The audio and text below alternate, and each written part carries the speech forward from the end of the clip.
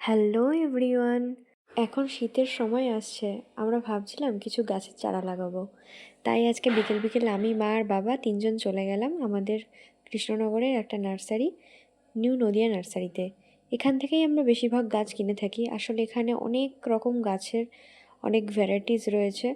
আর এখানে আমার একটা জিনিস সবথেকে ভালো লাগে, সেটা হচ্ছে অনেক ধরনের ইউনিক ইউনিক গাছের কালেকশন রয়েছে। সেই কিছু কিছু গাছের চারাও এখানে তোমরা পেয়ে যাবে। তো আমরা মোটামুটি এখানেই চলে যাই গাছ কিনতে। তারপরে আমরা গিয়ে বিভিন্ন গাছগুলো ঘুরে ঘুরে দেখতে থাকি।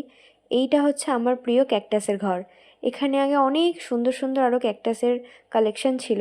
আমি এইবার গিয়ে দেখলাম কালেকশন অনেক কম রয়েছে। আসলে এর আগে আমি যতবার এই নার্সারিতে গিয়েছি, এই ক্যাকটাসের ঘরটাই আমার সবথেকে প্রিয় ছিল। কারণ এই ঘরে বিভিন্ন ইউনিক ইউনিক ক্যাকটাস আর খুব সুন্দর করে সাজানো ছিল এই ঘরটা। কিন্তু আমি প্রায় 2 বছর পর গিয়ে দেখলাম যে ঘরটা আর সেরকম আগের মতন ভালো করে সাজানো নেই, প্লাস কালেকশন অনেক কম।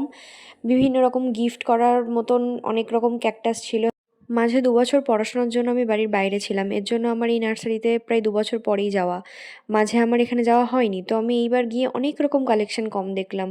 এরপর আমরা মা ভূমি নার্সারিতে এসেছিলাম। এইটা একদমই নদিয়া নার্সারির পাশেই রয়েছে। আসলে মা চেয়েছিল যে আমরা একটু বড় সাইজের চারা গাছ, যেটা ওরা টবে একদম সার মাটি সব দিয়ে পুরো টব রেডি করে দেবে, এইরকমভাবে আমরা কিনে নিয়ে আসব। কিন্তু নদিয়া নার্সারিতে বলছিল যে ওরা কোনো টব রেডি করে দিতে পারবে না। আর ওদের কাছে এখন একদমই ছোট ছোট সব চারা গাছ, বড় চারা গাছ নিতে গেলে এখনও প্রায় 10-15 দিন পরে আসতে হবে। তাই আমরা পাশে মা ভূমি নার্সারিতে গিয়েছিলাম। আর একদম ছোট চারা গাছ নিলে কি হয়, গাছগুলোর অনেক বেশি যত্ন করতে হয়, অনেক খেয়াল রাখতে হয়, নইলে ওগুলো বাঁচানো সম্ভব হয় না।